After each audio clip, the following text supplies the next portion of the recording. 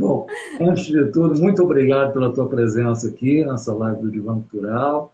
Prazer tê-la aqui. E abordando uma peça tão vitoriosa, né? Antes mesmo dessa pandemia, esse seu trabalho com um espetáculo imersivo do Núcleo de Teatro de Imersão, chamado As Palavras da Nossa Casa, ele chegou a lotar a Casa das Rosas em São Paulo. Né? Quer dizer, a proposta de você é uma proposta que aproxima demais, literalmente, o público do espetáculo. Né? E agora, nesses tempos de pandemia, vocês estão com uma nova proposta também, de uma videoconferência. Eu queria que você explicasse um pouco para os nossos seguidores como eles podem partilhar dessa oportunidade de ver um trabalho tão belo como o de vocês. Então, é verdade. E primeiro, em primeiro lugar, é um prazer estar aqui, Paulo. Muito obrigada mesmo pelo convite. Esse espetáculo realmente fez uma temporada na Casa das Rosas no começo do ano, ficou de janeiro até março, veio a pandemia e a gente teve que Uhum. interromper a temporada. E a gente tinha, de fato, lotado todas as sessões, tinha fila de espera na porta. Na porta, né? E aí, e era um espetáculo imersivo, né? O público entrava na casa dos personagens, que era na Casa das Rosas, circulava pelo espaço em tempo real, enquanto os personagens circulavam, o público circulava também. E era um espetáculo de épocas, passava na década de 60. Veio a pandemia e a gente ficou, ai meu Deus, a gente queria tanto continuar a contar essa história Uhum. e não podia continuar a contar a história porque não podia estar lá, né? Presencialmente. Então, o que que a gente fez? A gente queria manter essa proposta imersiva do público estar no mesmo espaço que os personagens. E a gente queria também que o público tivesse essa sensação que ele tinha de que estava flagrando o momento da vida real. Uhum. Então, a gente decidiu transformar esse encontro da mãe com a filha, que a peça é uma visita que a sua mãe faz à filha, que ela não vê há muitos anos, que a mãe faz à filha. E a gente Uhum. resolveu fazer com que essa visita agora aconteça durante a pandemia, então Uhum. o espetáculo se passa nos tempos atuais, e através de videoconferência. E Ah, aí o público entra no mesmo espaço que os personagens, sendo levado por um personagem que é uma espécie de hacker uhum. e hackeia a conferência de uma família e o público fica assistindo como se fosse um Big Brother, só que a família É. não sabe que está sendo espiada. Naquele clima voyeur, né? Só Nesse acompanhando clima tudo. totalmente voyeur. Mas muito bacana essa. E quando que vocês tiveram essa ideia? Em que momento começou a pandemia? De quem partiu essa ideia de fazer essa readaptação do espetáculo para o universo online? Então, quando veio a pandemia, quando passou no segundo semestre já, veio um edital chamado Conexões Casa de Cultura. Uhum. E aí a gente, pô, poxa, por que que a gente não faz isso? E aí eu reescrevi o texto para atualizá-lo e fazer com que ele aconteça, a visita acontecesse por videoconferência e trazer também para as questões da Covid para dentro do texto e etc. Então mudei o texto todinho, mudei a ordem de várias coisas, tirei Uhum. todos os contatos físicos foram embora e para que fosse apresentado nessa ocasião. E aí a gente fez essa primeira apresentação, ficou legal, a resposta foi boa. E aí a gente resolveu fazer uma temporada. Fizemos uma temporada. Depois dessa temporada, foram acho que 22 apresentações. É. Aí a gente resolveu fazer. Não, aí a gente foi chamado para a virada cultural, mesmo espetáculo. E agora a gente foi contemplado com esse mesmo espetáculo, uma nova temporada, pelo Programa de Ação Cultural, o PROAC, Ah, só que contando com recursos da Lei da Aldir Lei Blanc. Aldir Blanc, né? E aí a Legal. gente consegue fazer agora uma temporada com ingressos gratuitos, todos gratuitos, vão ser 12 sessões, em Uhum. dois turnos, um à tarde, outro à noite. E essas começam na próxima semana, na segunda-feira, vai até o sábado. São sempre Ah, duas sessões, uma do tarde e dia outra noite. 22 ao dia 27 de março, né? Exatamente. É. E E aí a gente tem os ingressos gratuitos sendo distribuídos pelo Simpla e a gente pode fazer finalmente uma coisa que eu queria fazer fazia muito tempo, que é chamar colégio, chamar alunos de faculdade também. A uhum. partir do ensino médio, trazer essas pessoas que às vezes nem têm tanto, não são tão plateia de teatro normalmente, para conhecer essa experiência. Para conhecer essa experiência. E uma coisa muito bacana que eu soube que vocês fazem também é um debate após o espetáculo. Isso é muito legal, que as pessoas emocionadas com o texto, né? Elas se identificando com a persona, né? Da, da, daqueles personagens, eles querem trocar ideias com os artistas ficam ali disponíveis. Como é que tem sido, anteriormente, você já fez essa experiência, esse debate virtual com o público? Cortou um pouquinho o final. Oi, e como é que tem sido essa experiência desse debate virtual com o público depois da apresentação? Olha, para a gente do elenco é o nosso momento preferido, porque é quando a gente tem o contato com o espectador, porque a gente fica agora, em vez de a gente estar cercado por eles, a gente está com eles na mesma sala, mas a gente não os vê, né? Até terminar o espetáculo. Então, quando a gente tem a resposta deles, geralmente no começo com ainda uma voz meio embargada. Mas é muito bom essa troca. Esse é um espetáculo que acaba despertando muita curiosidade dos espectadores pelo processo, como ele foi construído na versão presencial e para essa adaptação para a versão virtual, para essa sensação que eles têm de que estão flagrando o momento da vida real, que estão espiando uma videoconferência. Então, isso desperta muita curiosidade. E também porque os personagens realmente são personagens com que as pessoas se identificam muito. Então, tem quem se identifique com as questões da filha, com todas as pressões que ela sofreu quando era adolescente, sob a educação da mãe. E, ao mesmo tempo, tem as pressões que a mãe sofreu na vida para ter que conciliar a carreira dela, ela é uma cantora famosa, com a família. Então, não tem como você não se identificar com uma dessas vertentes, sabe? E isso talvez que leve esse diálogo tão bom com o público, porque são questões, de certa forma, arquetípicas, né? Você vê que todos, em qualquer lugar do mundo, já passaram por uma situação dessa, né? É a mãe se cobrando demais porque o trabalho toma um pouco daquele seu lugar materno com a filha achando que a mãe não está se dedicando tanto a ela porque talvez ela não consiga estar à altura daquela mãe e a filha fica o tempo todo tentando competir com aquela persona materna. Então, são coisas que todas as famílias, né? Aliás, família é uma coisa boa, mas já nasceu problemática, né? Então, você já tem muitas questões a serem desenvolvidas ali. E o mais bacana que eu vi do projeto de vocês é vocês terem buscado um autor, né, um escritor, que sabe debater esses temas como ninguém, que é o Ingmar Bergman, né? Por isso que quando você diz, eu tive que reescrever várias passagens do texto, vocês tinham outras referências de obra dele muito boas. Por exemplo, quando a gente vê essa apresentação do Palavras da Nossa Casa, lembra logo de Sonata de Outono. Mas você também pode ir até Gritos e Sussurros, você também pode tirar alguma coisa dali. Então, as peças do Bergman, elas meio que se completam, na verdade? Sim. Não, a gente tem a base para a relação da mãe e da filha, a gente tem realmente Sonata de Outono. Mas a filha tem uma relação com o filho dela, que já morreu. Sim. E para essa relação a gente se baseou em outros filmes de Bergman, através de um espelho, Gritos e Sussurros. Morango Silvestre. E aí tem momentos que a gente faz referências a Morango Silvestres, a Face a Face. Então é uma mistura de vários textos com outras referências que são criação nossa também. E ficou muito legal porque o Bergman é um cara que, apesar de ter ter tido mais notoriedade pelo cinema, ele sempre foi um homem de mídia, né? Ele trabalhou no rádio, ele trabalhou na televisão, ele era do teatro também, então ele navegava por todas essas formas de comunicação, né? Então, a pergunta que eu faço para você é a seguinte: eu, quando estava vendo algumas fotos e alguns vídeos das apresentações antes da pandemia, o pessoal dentro daquela casa, porque não era simplesmente uma casa cenográfica, vocês estavam numa casa. Então, as pessoas percorriam aquele espaço com vocês, né? Havia toda uma experiência de vestuário, cenografia, né? E uma postura mais próxima. Como é que foi para vocês, como atores, dosar a interpretação para o online? Deve ter sido uma dificuldade inicial, né? Olha, no online, a principal questão é o olhar. O olhar, né? Porque quando a gente está no espaço físico real, a gente olha um para o outro, né? Normalmente, como na vida, né?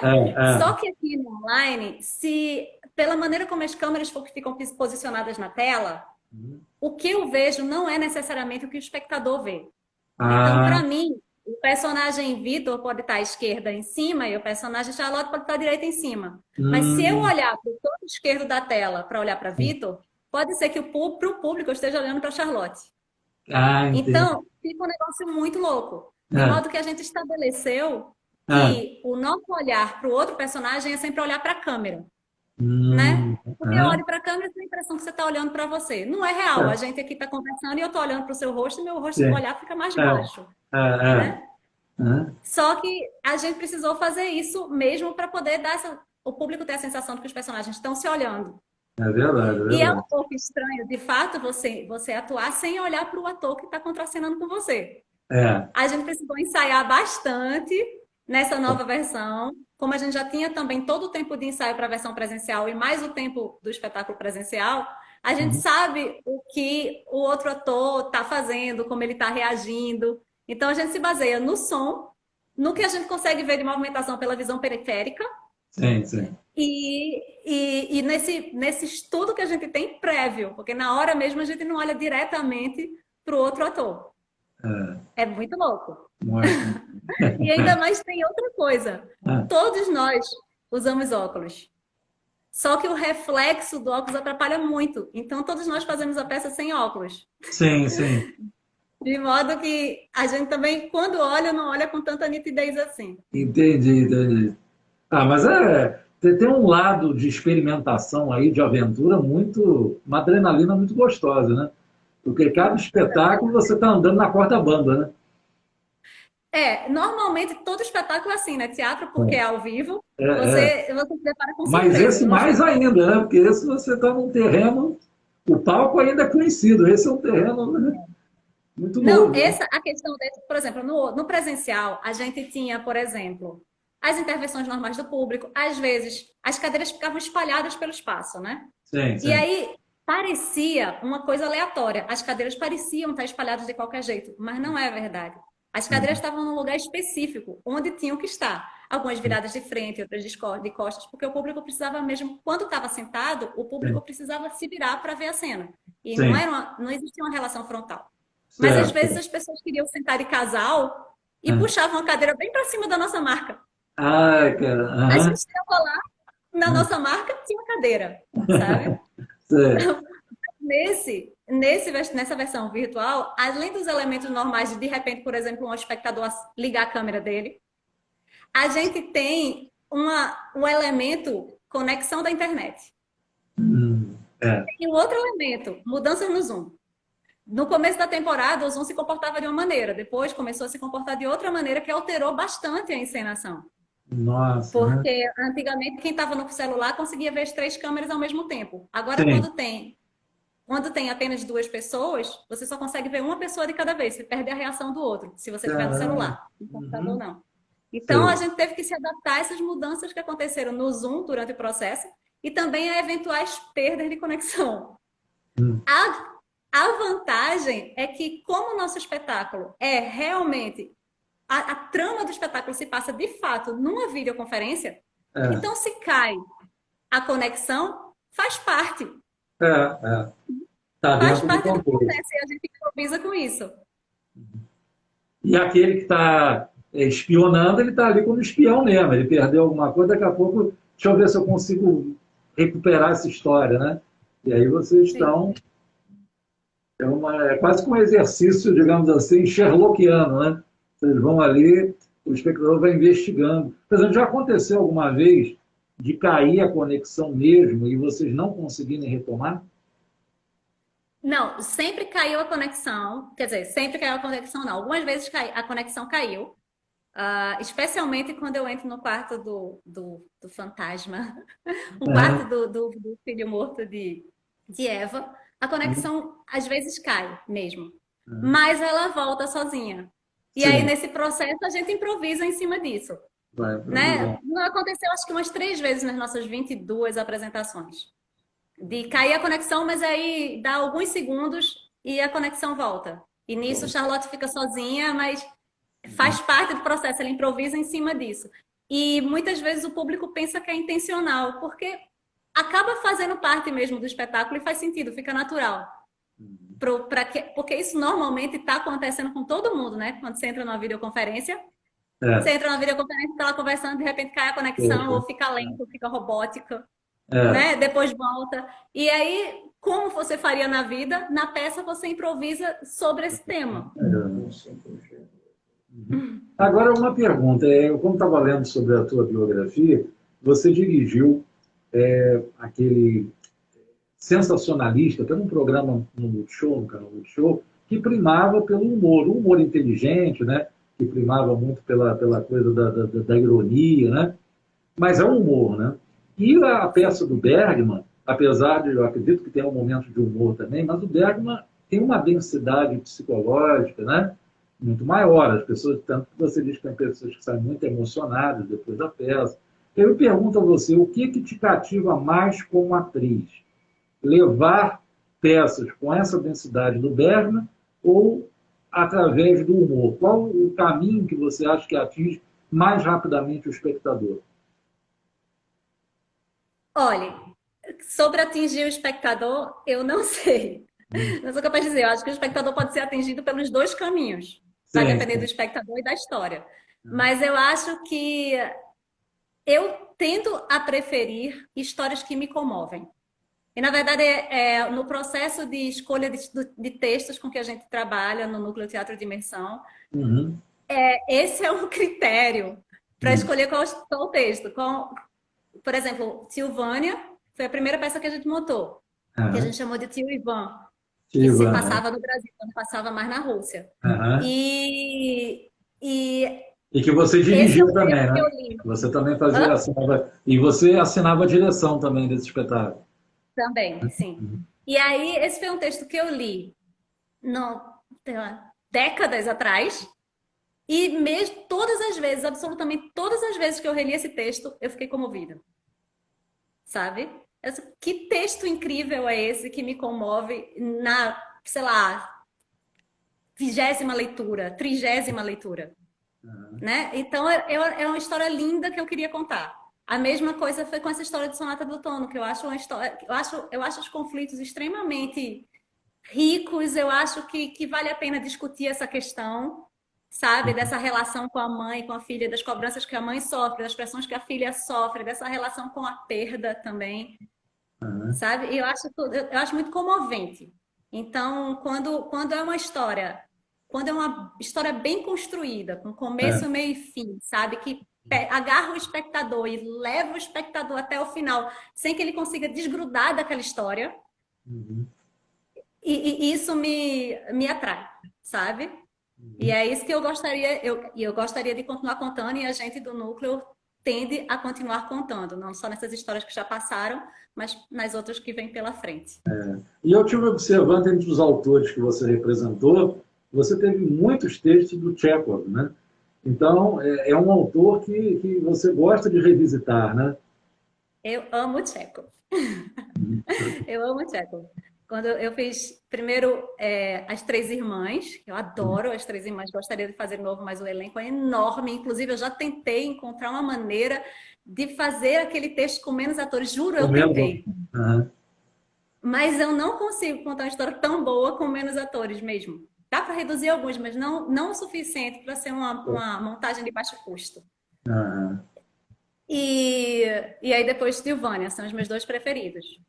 Mas eu fiz a Gáfia também, que era um conto que foi adaptado em peça. E são os meus preferidos, essas duas peças. Eu gosto também da Gaivota e Jardim de Cerejeiras, as peças maiores de Chekhov eu gosto muito, mas principalmente As Três Irmãs e Silvânia. Dos brasileiros, você fez o Beijo no Asfalto, né? Do Nelson Foi. Rodrigues. E que outros textos do Nelson também te seduzem? Olhe, eu gosto muito da Falecida. Muito. Eu nunca montei a Falecida, fiz umas cenas da Falecida no grupo de estudos do Tapa, quando a gente estava estudando. É um grupo que estuda dramaturgos Sim, sim. em. E aí a gente estava estudando o Nelson Rodrigues, e a Falecida era um dos textos de que eu gostava muito, mas a gente só fez cenas, não chegou a montar o espetáculo, não. o Plínio Marcos, você fez, eu acho que Abajur Lilás, né? Abajur Lilás. Foi, também. Tudo isso faz tanto tempo. Foi em 98, 99. E isso foi te dando toda uma base, né, de escolha para outros textos cada vez mais densos e psicológicos, né? Então você vê Plínio Marcos, Nelson Rodrigues, são autores que mergulham nos conflitos existenciais humanos, buscando a essência, né, do que é ser humano, né?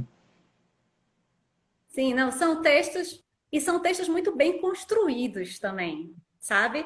São histórias bem construídas. E isso foi uma coisa que me cativou desde sempre, a vida inteira, porque eu gostava muito de ler, desde pequena, desde que mamãe me contava histórias, depois quando eu aprendi a ler, eu passava os recreios lendo no colégio. Então, em vez de brincar, eu ficava lendo. E eu sempre gostei de boas histórias, eu sempre gostei de contar as histórias também. Teatro é uma maneira de você contar a história com a pessoa querendo ouvir. Na infância, foi até bom você tocar nesse ponto, porque muito do que a gente é na vida adulta já é definido lá naqueles primeiros anos da infância. Você era uma criança introspectiva, digamos assim, voltada mais para a leitura, e você tinha dificuldade, digamos assim, de no grupo as pessoas participarem. Subiu a tua imagem. Por quê? Você se isolava um pouquinho do grupo, ou tinha a hora de ler e tinha a hora de brincar com as outras crianças? Como é que era? Eu não era uma criança popular, nunca fui. Mas eu tinha um pequeno grupo seleto de amigos queridos, mais meninas, sabe? Sim. Um grupo de amigas queridas e duas das quais eu arrastei para o teatro também. Então, sabe, eu jamais, nunca na minha vida realmente fui uma pessoa popular. Mas era uma pessoa muito estudiosa. Sim. Eu sempre tirava notas maravilhosas, era a primeira de turma, essas coisas. Eu lembro que um colégio que eu fiz em segundo grau fazia uma homenagem aos alunos que tiravam as melhores notas. E aí, quando eles foram me dar o meu certificado de melhores notas, eles disseram, ela faz parte do grupo de teatro. Era como se fossem coisas incompatíveis que era importante frisar. Olha, mesmo tirando boas notas, ela ainda é capaz de participar de atividades como o grupo de teatro. Quer dizer, eles viam o teatro como uma coisa assim, mais rebelde, né? Que não teria compromisso com... Quando, na verdade, é justamente o contrário, né? A rebeldia precisa de uma base. Se estuda tanto, né? E talvez por isso a rebeldia seja tão forte, né? Justamente por isso. Pois é, teatro é uma dedicação, um trabalho duro e tanto estudo que é realmente muito preconceito você estabelecer que seriam coisas opostas, você ser estudiosa e dedicada e você fazer teatro. E você falou da sua mãe, estimulou muito essa leitura.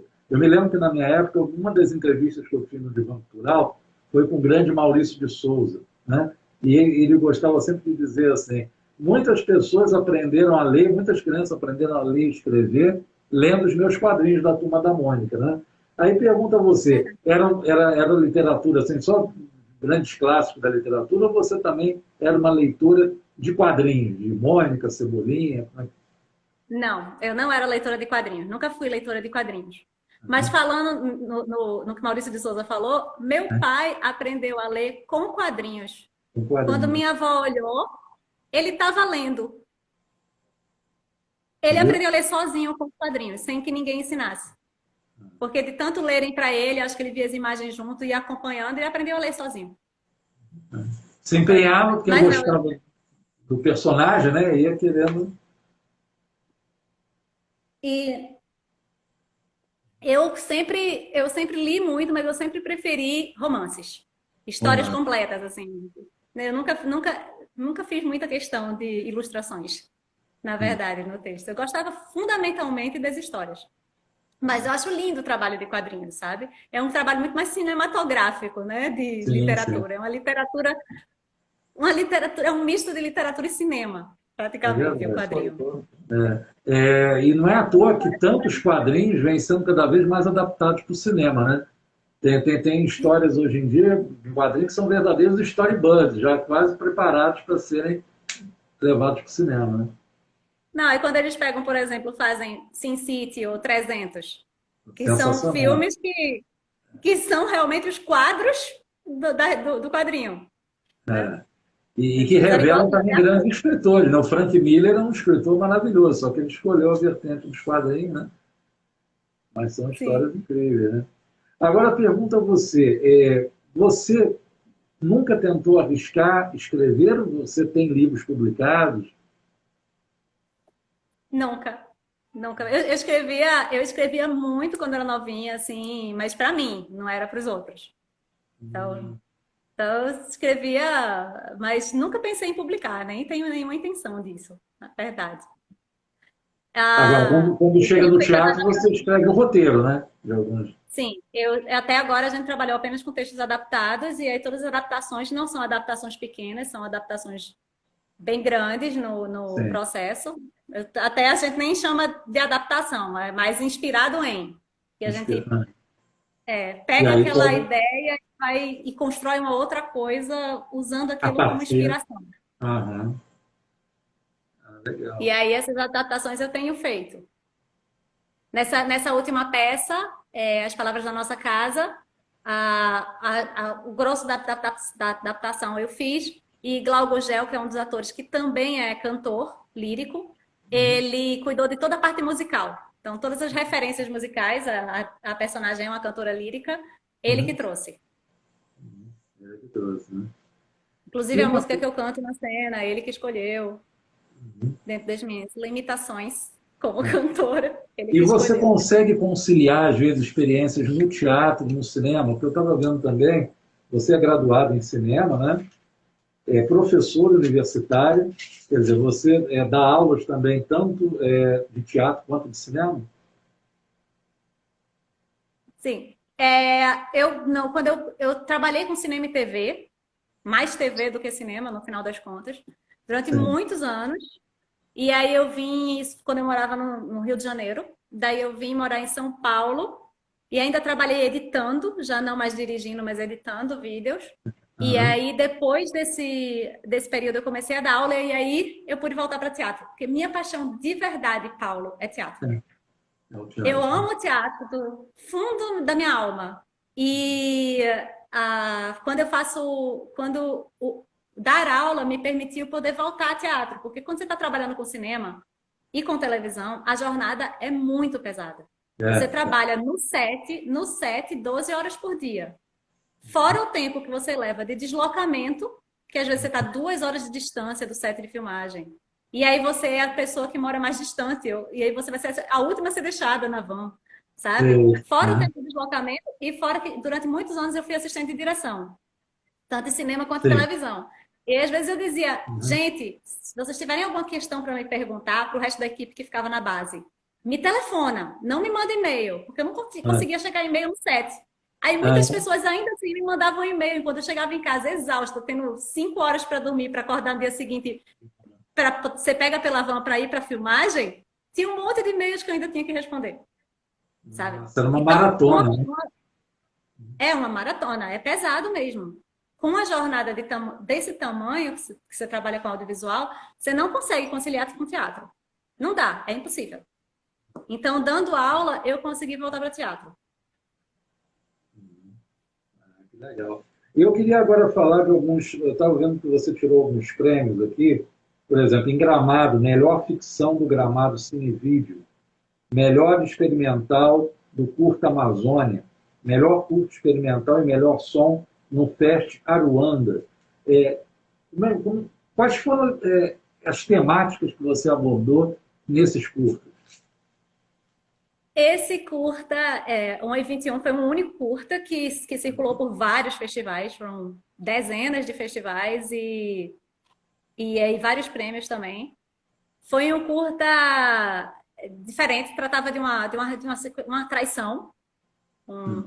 Tratava, na verdade, era um assassinato que a gente ia descobrindo que era uma traição. Uhum. E ele foi feito em fotografias. Inteiramente em fotografias. Eu levei 2 anos editando esse filme. Uau! Na época eu não tinha uma câmera em alta resolução, isso foi faz muitos anos. Sim. Faz 20 anos? Não, 15, não, 10 anos, não lembro mais. Faz muitos anos. E a gente não tinha uma câmera de alta resolução, então a gente resolveu fazer em fotos. Sim, O sim. filme inteiro. E aí, depois eu fui tratando as fotos. É um filme que é preto e branco, com algumas partes, com alguns detalhes no meio do preto e branco que são coloridos. Uhum. E ele conta uma história sem som direto, só com som pós-produzido, com todos os efeitos sonoros. Engraçado que as fotos seriam uma espécie de fotonovela, a sucessão de fotos, ela ganha movimento graças ao som Uhum. e à narrativa, né? Sim. Foi muito engraçado. Então, foi um filme que circulou por aí, o pessoal gostou bastante. Ele tinha um E foi muito legal subtítulo, ver né? circulando. Da Menina dos Olhos do Brasil, né? Isso, que era a produtora que fez o filme, que era a minha produtora. E assim, foi muito legal ter circulado com esse filme também pelos festivais, sabe? Festival de cinema é um negócio ótimo, porque você vai com o filme, tem um monte de gente passando outros filmes lá, com que você pode trocar, que você pode, sabe? É muito. Foi um prazer, mas assim, se você me perguntar, você faria um filme com fotos de novo? Não. Nunca mais na minha vida. Eu levei 2 anos editando. Eu tive que tratar cada uma das fotos, não tem noção, não. Eram milhares de fotos Uau, para né? tratar uma por uma, mudar a cor, apagar os fiozinhos, não sei o que, deixá-las. Eu lembro que tinha uma hora que eu tinha um ator que fazia um papel de um morto.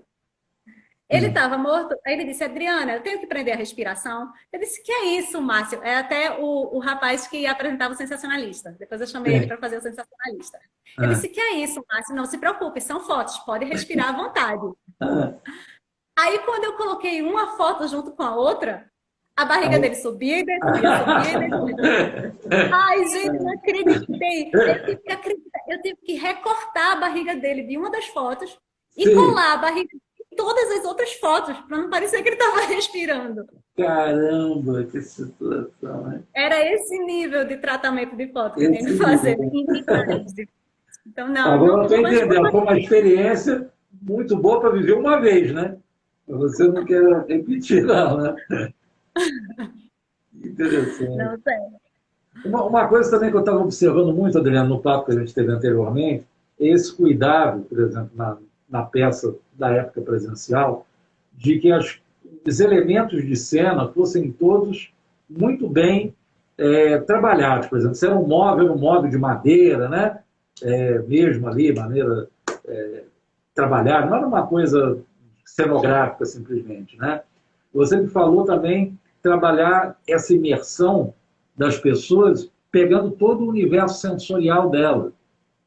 O olhar, o escutar, o olfato, né? Então você tinha, por exemplo, no próprio som, né, nessa peça que você está passando agora, As Palavras da Nossa Casa, de docinhos, coisas que eram preparadas e a pessoa já ia sentindo o aroma, né, da comida, né?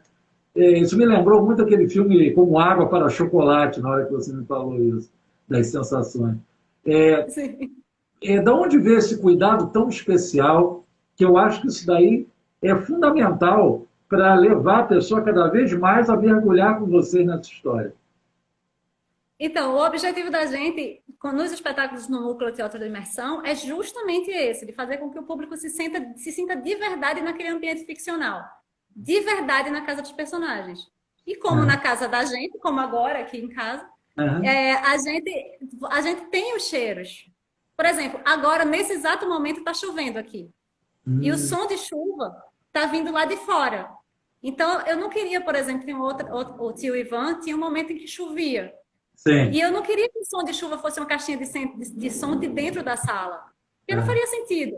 Então, eu coloquei uma caixinha de som do lado de fora da sala fazendo som de chuva, vindo pela Uhum. janela, como Sim. aconteceria se você realmente estivesse na casa dessas pessoas. Uhum. E a mesma coisa, por exemplo, quando nas palavras da nossa casa tocava um telefone em cena. O toque do telefone, que era um telefone da década de 40, aquele pretão bem pesado, o toque do telefone não vinha de uma caixinha de som em um lugar aleatório. O toque do telefone vinha de uma caixinha de som que estava dentro da gaveta, exatamente embaixo de onde estava o telefone. Então, quando ele tocava, todo o público virava para onde estava o telefone, porque era Uhum. de lá que estava vindo o som, Uhum. sabe? E aí também a questão dos cheiros. No Tio Ivan, a gente tinha um personagem que sempre bebia, sempre tomava pinga, o médico. E Ah, aí a gente tinha, tudo bem, ele não tomava pinga de verdade, ele tomava água. ah, Mas a gente embebia o paninho que vinha junto com a garrafa de pinga, de muita pinga. Então, para quando esse ficar o. passava o paninho com essa garrafa, subia aquele Ah. cheiro de pinga. Ele mesmo passava pinga na roupa. E O público devia a, pensar assim, esse cara bebe bem, né? Ele aguenta bem a peça inteira. tinha o personagem que entrava, por exemplo, descascando uma tangerina. Na cena que era um café da manhã, ele já entrava em cena descascando uma tangerina e comendo. E passava por todos os espectadores comendo aquela tangerina. Porque não tem separação de palco e plateia. E os atores circulam entre os espectadores, sabe? O espectador nunca sabe por onde um ator vai passar. E aí ele fazia esse trajeto comendo tangerina. E nas palavras da nossa casa, a gente tem o cheiro do café também.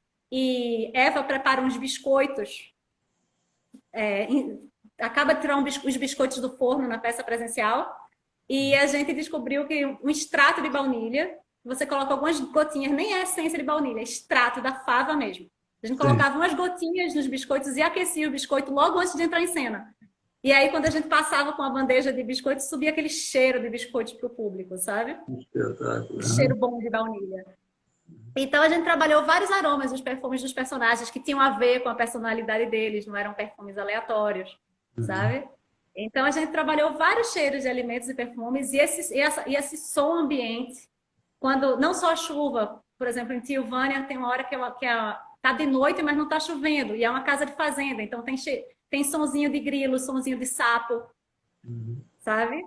Lá fora. E quando tá de dia tem som de passarinho, sabe? E sempre o som vindo de através da janela. A caixa de som fica fora da janela e o som vem de fora. Não é uma caixa de som dentro da sala. Justamente para tudo a gente trabalha para dar essa sensação. Inclusive nos objetos de cena, nos móveis, sabe? Tudo a gente fez uma pesquisa grande, não só dos figurinos, os modelos, mas também o tipo de tecido que se podia usar na época, Sim. sabe? Não, e os materiais dos objetos de cena, na época do Tilvânia, que se passava em 1900, não tinha plástico ainda, Hum, sabe? Popularmente usado. Então, a gente não tinha nada de plástico. Quando era metal, quando era madeira. A gente não tinha nada de fingindo que era. Tudo era. Tá? Se o espectador pegasse, ele sentiria o peso. uhum. Ou a temperatura. Ele ouvia o barulho, a louça não era plástico também, na louça mesmo. Quando a gente apoiava um copo na mesa, fazia o barulho de um copo de vidro e não de plástico. Aham. Então dava um trabalho danado, porque de vez em quando quebrava um. Mas dá essa sensação mesmo. Teve uma época que numa apresentação de Tilvânia, um dos espectadores chegou e disse: Nossa, eu estou me sentindo na casa do meu avô, na casa de fazenda do meu avô, sabe? Disse, porque era exatamente isso, ele tinha um baú desses. Aham. Ele se sentiu acolhido porque aquilo tudo era tão real e com todo o desgaste do uso. Porque tem uma coisa muito esquisita quando você monta um cenário e só coloca tudo novo, Aham. sabe? Não digo novo em termos de novo atual, mas de época, só que Yeah. novinho, como se os personagens não tivessem usado. Isso é muito esquisito. Os É muito personagens curioso. estão usando aqueles objetos de cena, eles têm que estar sujos. Por exemplo, os castiçais da gente eram todos novos, mas a Sim. gente derramou um monte de pingo de vela sobre eles desde a primeira Verdade. apresentação para parecer que eles estão sendo usados, Aham. sabe? A gente desgastou uma série de coisas que eram meio novinhas para parecer que estavam em uso mesmo pelos personagens, para dar essa ideia de que pertence a eles e que está sendo usado. De humanização daqueles objetos. Os objetos não estão ali, eles se relacionaram de alguma maneira com a vida daquelas pessoas, né? Sim. E você vê, Além aciona a memória afetiva num instante, né? Você vê o caso desse espectador, né? A memória E não era afetiva. também só uma questão de precisão histórica, né? Por Sim. exemplo, dos figurinos. Os figurinos também, além de ter toda a precisão histórica, eram as roupas que eram usadas na época, os tecidos da época, tinham realmente uma relação com a personalidade dos personagens, com a classe social deles, sabe? Até com o estado de espírito deles em determinado momento. Porque o figurino vai mudando no Tio É. Ivan. O Tio Ivan se passa ao longo do tempo, acontece em 3 meses. Então, a Uhum. cada mudança de ato, você está um tempo diferente e você tem os personagens no estado de espírito diferente. E o figurino ajuda a contar também essa passagem de tempo. Agora, uma pergunta. O ator ele está inserido no mundo, por mais que ele goste de representar no teatro, ele tem a sua vida particular, os problemas familiares, né, amorosos. Já aconteceu alguma vez com você, ou os atores conversam sobre isso, de você ir para um espetáculo um dia em que você tem a necessidade, principalmente nesse imersivo, que você circula entre as pessoas estão tão próximas de você, e você está tipo assim, nossa, eu queria estar num casulo hoje, eu não queria estar solta no mundo. E você ter que vencer essa resistência a sair do casulo? Olha, comigo não, eu não sei com os outros atores, mas comigo não. Tem uma coisa, às vezes quando você começa um espetáculo, dá uma certa libertação dos seus problemas da vida durante a cena, sabe? Sim, Durante sim. a cena, você está lá contando a história de outro personagem, você está vivendo essa história. Aham. Você está emprestando o seu corpo para esse personagem em função dessa história que você está contando. Então, durante esse tempo, realmente o foco é não só o personagem, no caso dos atores, os atores que são só os atores, mas só o personagem. Mas como eu também dirijo e produzo, Sim. então eu fico um pouco dividida entre o momento em que eu estou atuando e aquele momento em que estou organizando as coisas É. para a cena. Aham. Mas sempre é em função da peça, sabe? As questões pessoais, nesse momento, é porque a demanda é tão grande de você durante o espetáculo, mas tão grande mesmo, que não sobra espaço para as preocupações da vida, É. sabe? Exige uma concentração, não só na cena, porque você está ainda mais cercado pelos espectadores, não tem as luzes da ribalta para proteger você. Sim, Quando sim. você está no teatro, tem aquelas luzes, viram uma espécie de espelho e você não vê ninguém, você está lá protegido na quarta parede, que é até uma quarta parede luminosa.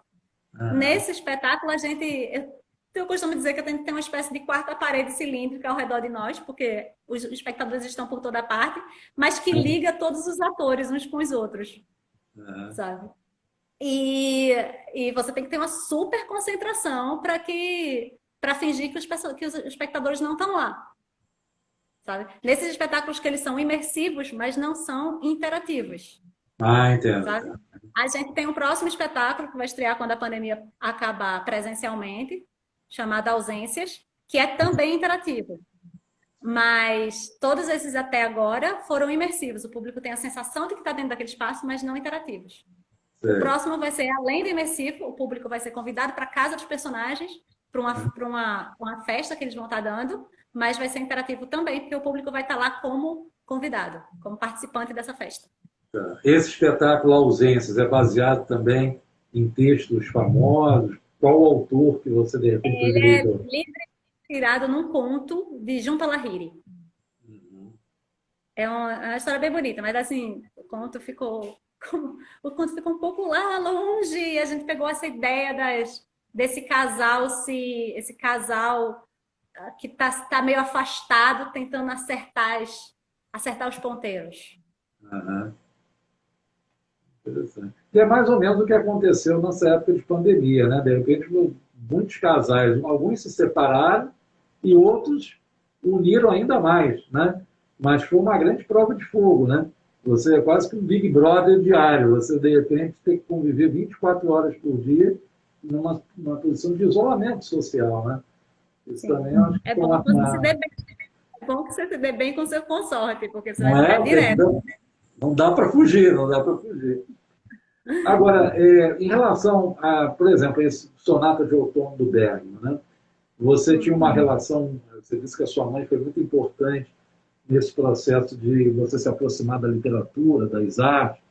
Já teve algum personagem que você representou, que a partir do personagem ele foi gerando uma inquietação dentro de você e fez com que você modificasse alguma relação familiar sua a partir do que você aprendeu com esse personagem? Não que eu tenha mudado a ação, mas eu talvez tenha mudado a perspectiva. E Sonata de Outono tem muito disso mesmo, e as palavras da nossa casa também, que é essa questão de você entender que a sua mãe não é só a sua mãe. Ela Ah, tinha toda uma vida como você tem. Uhum. independentemente e desrelacionada com a questão da maternidade. Sim. Sabe? Seus próprios sonhos, seus próprios desejos e tudo isso, porque durante muito tempo você encara sua mãe como sua mãe. Aham. Né? Ela é um ser, a mãe é uma espécie de ser que é só mãe. Né? Depois que vira mãe, vira mãe. E a gente Sim. esquece que ela também é uma mulher, ela também tem desejos, ela também tem sonhos, ela também tem uma carreira, ela também tem uma série de coisas desvinculadas da questão da maternidade. Aham. Né? E isso faz com Então, que os filhos, né, venham a perceber. Por exemplo, tem um filme muito bacana do Clint Eastwood, As Pontes de Madison. Você chegou a assistir esse filme do é Clint? lindo, É lindo sim. esse filme, em que começa o filme, os filhos começam a descobrir quem era a mãe, a verdadeira personalidade daquela mulher fantástica, pelo diário dela, pelas memórias dela.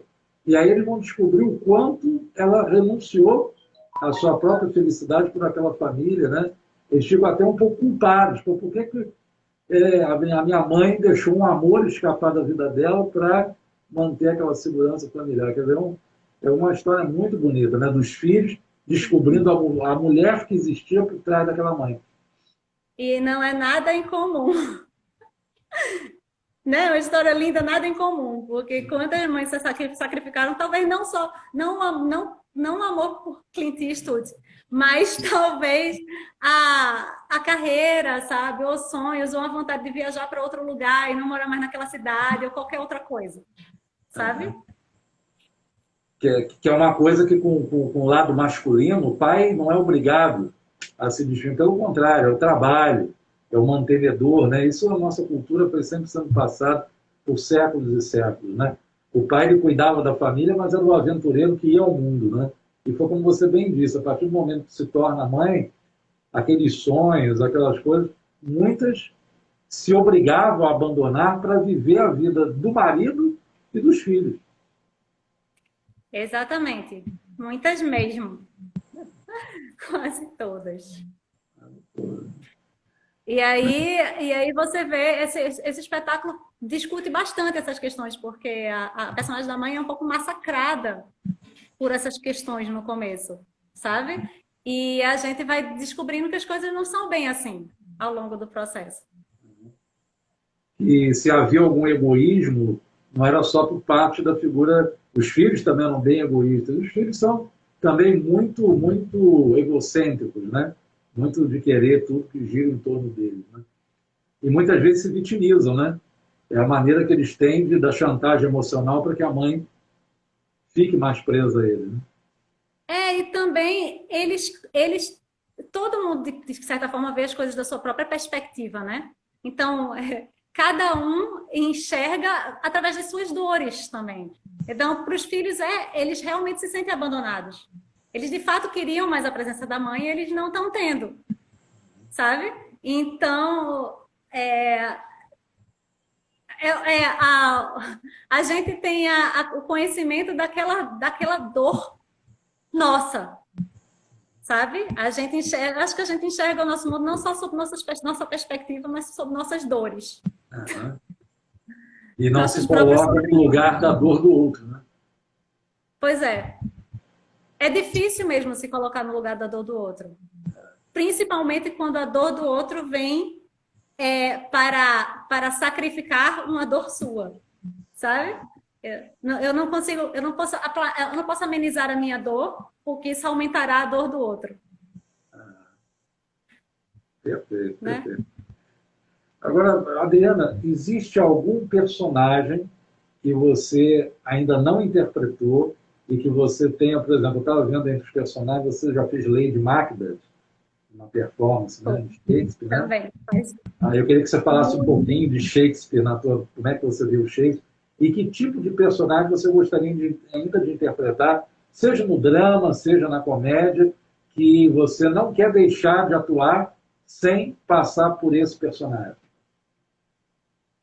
Olha, eu lembro que, primeiro, eu amo Emma, de Traição, de Harold Pinter. Essa é uma peça que eu ainda quero fazer, só precisa realmente ser uma peça patrocinada, porque os direitos autorais são muito caros. Essa peça eu não quero fazer livremente adaptada e pegar só a ideia geral.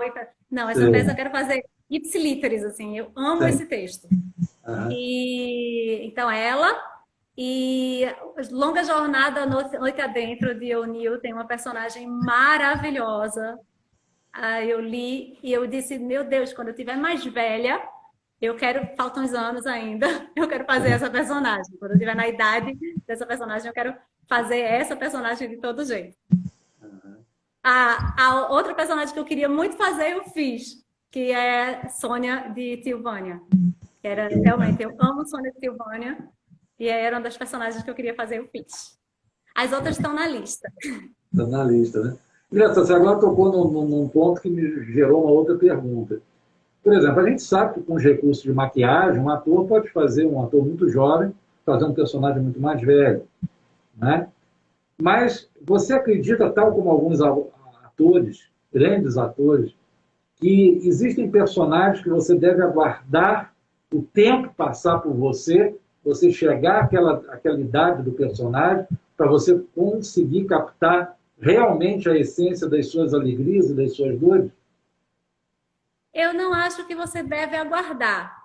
Sim. Mas eu acho que se você montar ele mais novo e depois você montar ele mais velho, você vai descobrir muitas coisas diferentes, sabe?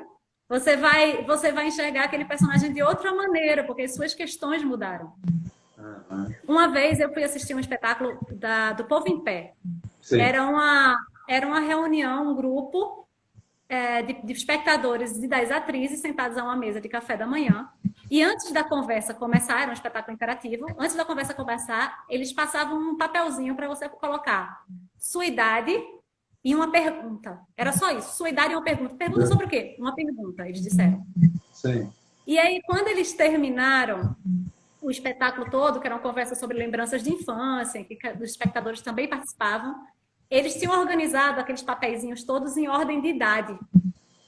E aí, quando eles começaram a ler as perguntas, estava a idade e a pergunta, como eles começaram a ler as perguntas, as lágrimas começaram a cair, eu fiquei em choque, porque as perguntas eram as mesmas, pessoas desconhecidas. Sim, e as perguntas eram as mesmas, dependendo da faixa etária.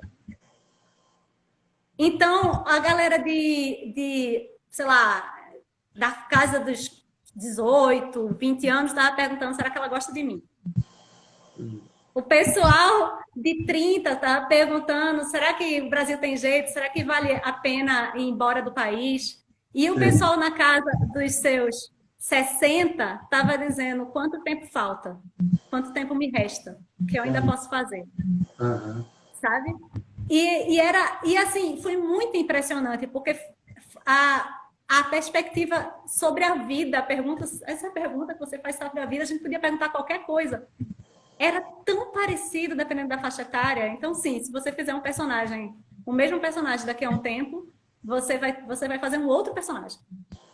Você vai olhar esse personagem de uma outra maneira, completamente diferente. Agora, por exemplo, sobre as idades, né? A gente tem, ao longo da história, exemplos de várias crianças que começaram a atuar muito cedo. Algumas conseguiram trilhar o caminho, por exemplo, no Brasil a gente tem Isabela Garcia, que fez a primeira novela na Globo, ela devia ter 5 anos de idade. E aí depois hoje a Isabela Garcia até hoje está nas telenovelas. Agora, outras como a Shirley Temple, que foi um fenômeno do cinema, né?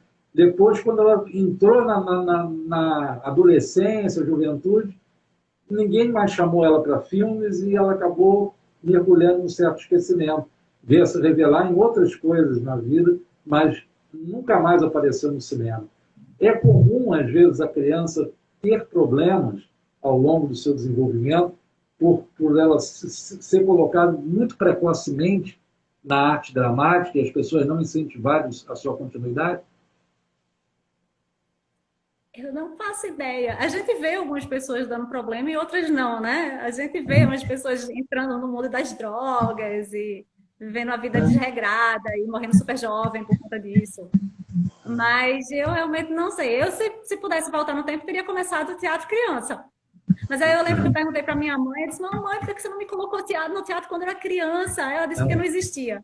Então, existe uma possibilidade de eu ter manifestado esse interesse quando eu era criança e não lembro. Sim. E ela ter procurado e realmente não existir lá em Recife, onde eu morava. Mas Enfim, as coisas, no final das contas, acontecem quando devem acontecer. Acontecer, de acordo com o ritmo, né, de cada um. Poxa, estou vendo aqui, já estou. Eu digo que toda live é um pouco inspirada naquele filme Missão Impossível. Daqui a pouco começa a aparecer essa mensagem se autodestruirá em 5 segundos. Parece que o Tom Cruise vai aparecer na tela a qualquer momento, dizendo isso. Então, eu queria. Diga, por favor. Porque eu nunca fiz uma live no meu próprio perfil, eu só participei da live dos outros. Então, se eu tiver que interromper em algum momento, Ah, não é essa é a isso. primeira que você está fazendo comigo? Ah, que Sim. legal, que honra. E olha só, eu queria encerrar essa conversa tão agradável que eu tive com você, você convidando o nosso público aqui, né, a assistir esse espetáculo, dando os dias, como ele pode ter a oportunidade de ver essa grande apresentação de você. Tá bom, minha gente. Então, a gente está em cartaz com as palavras da nossa casa, que é um espetáculo imersivo e online. Os ingressos estão sendo vendidos pelo Simpla, vendidos não, são todos gratuitos. Eles estão sendo distribuídos pelo Simpla no site simpla.com.br, Simpla com Y, barra Núcleo Teatro de Imersão. A gente vai fazer a temporada apenas na próxima semana, da segunda-feira, que é dia 22, até o sábado, dia 27, sempre em 2 sessões, uma à tarde, outra à noite, no comecinho da noite. Então, nos dias úteis, às 2h30 da tarde e às 7h30 da noite, no sábado, às 4 da tarde e às 8 da noite. E aí acaba, mas todos os ingressos são gratuitos. 90% dos lugares estão sendo reservados para alunos de ensino médio e universidade. Se vocês souberem alguém, se vocês tiverem alguma turma para indicar, para levar, é só entrar em contato com a gente. Pode mandar uma mensagem pelo próprio site do Simpla. Ou então o nosso e-mail é nucleoteatrodeimersão@gmail.com. Só escrever para lá. E o resto dos ingressos, são 30 lugares, estão sendo reservados, estão sendo disponibilizados para o público em geral. Ok. E ausências, já tem uma previsão de quando teremos o ausências? Ausências, ele vai existir primeiro em versão virtual, também interativa e também imersiva. Você é convidado para a conferência para a confraternização de doutorado da minha personagem, Ana. Uhum. E aí participa dessa conversa enquanto há uma espécie de discussão dessas duas moças do casal. É um casal lésbico. Uhum. E esse espetáculo deve estrear por volta de maio. Maio, né? E aí a gente espera poder acabar essa pandemia e estrear presencialmente. E aí, ainda imersivo, interativo, mas agora presencial. Deus te ouça, Deus te ouça. E conte com a divulgação dele, vai ser um prazer divulgá-lo aqui no Espaço de Banco Cultural. Obrigada, Paula. Eu espero você na sessão. Então, estarei lá. Olha, muito sucesso, adorei essa conversa com você e vamos mantendo contato aí. Eu quero muito acompanhar toda a trajetória desse núcleo de teatro imersivo e toda a sua proposta teatral que é tão bonita. Obrigada, adorei também. Muito obrigada pelo convite.